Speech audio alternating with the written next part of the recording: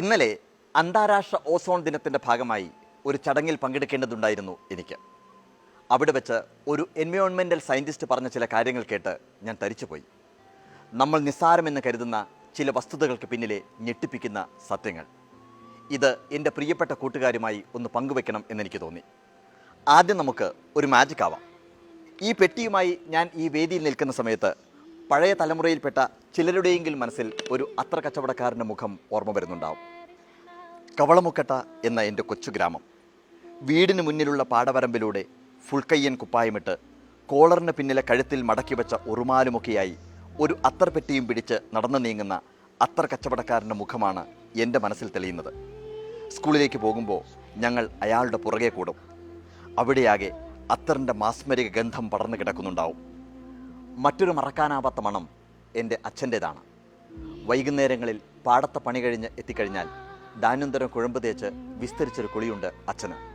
പിന്നീട് ഉമ്മറത്തെ ചാരികസേരയിൽ അച്ഛൻ നീണ്ടു മലർന്നു കിടക്കും.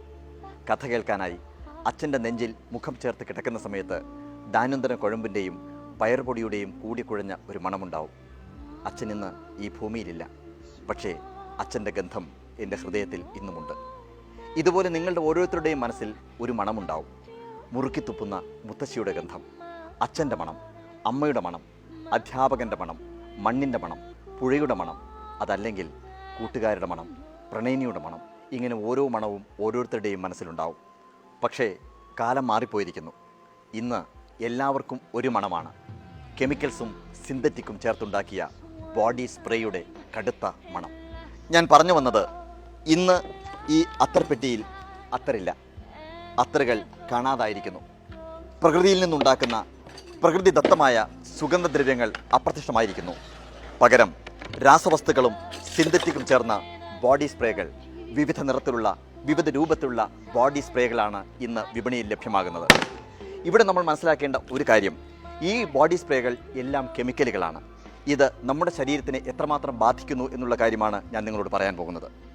നാഷണൽ ക്യാൻസർ സൊസൈറ്റിയുടെയും നാഷണൽ ഇൻസ്റ്റിറ്റ്യൂട്ട് ഓഫ് എൻവയോൺമെൻ്റൽ ഹെൽത്ത് സയൻസിൻ്റെയും പഠനങ്ങൾ വ്യക്തമാക്കുന്നത് ഈ ബോഡി സ്പ്രേകളിൽ പ്രധാനമായും 5 ടോക്സിക് കെമിക്കലുകൾ ഉണ്ട് എന്നാണ്. Aluminium compounds, parabens, propylene glycol, triclosan, സ്ട്രത്സ്. ഇതാണ് 5 കെമിക്കലുകൾ. നമ്മുടെ ശരീരത്തിലെ ഏറ്റവും വലിയ അവയവമായ ത്വക്കിലേക്ക് നമ്മൾ സ്പ്രേ അടിക്കുന്ന സമയത്ത് ഈ തൊലിയിലെ ചെറു സുഷിരങ്ങളിലൂടെ ഈ കെമിക്കലുകൾ അകത്തേക്ക് പ്രവേശിക്കുകയാണ് ചെയ്യുന്നത്. അതിലപ്പുറം വിയർപ്പ് അകറ്റാനായി ഡിയോഡ്രൻറ്റുകൾ നമ്മൾ ആംപിറ്റിൽ റോൾ ചെയ്യുന്ന സമയത്തും സംഭവിക്കുന്നത് ഇതാണ്. ഇതിലൂടെ നമ്മുടെ നാഡീവ്യവസ്ഥയെ താറുമാറാക്കാനും നമ്മുടെ തലച്ചോറിൻ്റെ പ്രവർത്തനങ്ങളെ മന്ദീഭവിക്കുവാനും allergy, eczema, psoriasis, sinus, asthma, കരൾ രോഗം, മൈഗ്രെയിൻ, ശ്വാസകോശ സംബന്ധമായിട്ടുള്ള രോഗങ്ങൾ, ഇങ്ങനെ പല രോഗങ്ങൾക്കും ഇത് കാരണമാകുന്നു. അതിലപ്പുറം വിയർപ്പകറ്റാനായി ഡിയോഡ്രൻറ്റുകൾ സ്ഥിരമായി നമ്മുടെ ആംപിറ്റിൽ റോൾ ചെയ്യുന്നതിലൂടെ ബ്രസ്റ്റ് ക്യാൻസറിന് വരെ കാരണമാകുന്നു എന്നാണ് പറഞ്ഞു കേട്ടത്. ഇത് മനുഷ്യ ശരീരത്തിൻ്റെ കാര്യം. ഇനി പ്രകൃതിയുടെ കാര്യം പറയാം. സൂര്യനിൽ നിന്ന് വരുന്ന അൾട്രാവയലറ്റ് രശ്മികളടക്കം അനേകം രശ്മികളെ, അപകടകാരികളായിട്ടുള്ള രശ്മികളെ നമ്മുടെ ശരീരത്തിലേക്ക് പ്രവേശിക്കാതെ തടഞ്ഞു നിർത്തുന്നതാണ് ഓസോൺ പാളികൾ. നമ്മുടെ പ്രകൃതിയുടെ മനോഹരമായ കുടയാണ് ഓസോൺ പാളികൾ എന്ന് പറയാറുണ്ട്. പക്ഷേ സ്പ്രേ നമ്മൾ അടിക്കുന്ന സമയത്ത് അതിൽ നിന്ന് പുറത്തേക്ക് വരുന്ന ക്ലോറോ ഫ്ലൂറോ കാർബൺ തന്മാത്രകൾ ഓസോൺ പാളികളിലെ ലക്ഷക്കണക്കിന് തന്മാത്രകളെയാണ് വിഘടിപ്പിക്കുന്നത്. ഇത് വലിയ പ്രത്യാഘാതങ്ങൾക്ക് കാരണമായേക്കാം എന്ന അറിവാണ് ഇന്നലെ എനിക്ക് കിട്ടിയത്. എൻ്റെ ചോദ്യം ഇതാണ്, രാസവസ്തുക്കളും സിന്തറ്റിക്കും ചേർത്തുണ്ടാക്കുന്ന ഈ ബോഡി സ്പ്രേയാണോ നമ്മൾ സുഗന്ധമുണ്ടാകുന്നതിന് വേണ്ടി ഉപയോഗിക്കേണ്ടത്? നമ്മളുടെ കൂട്ടുകാർക്കും കുടുംബാംഗങ്ങൾക്കും ഇതാണോ നമ്മൾ സമ്മാനമായി നൽകേണ്ടത്? പ്രകൃതിദത്തമായ സുഗന്ധദ്രവ്യങ്ങൾക്ക് പകരം ഈ കെമിക്കൽ സ്പ്രേകളാണോ നമ്മൾ ഉപയോഗിക്കേണ്ടത്? സ്വന്തം മനസാക്ഷിയോട് ചോദിച്ച് നമുക്ക് ഒരു തീരുമാനമെടുക്കാം.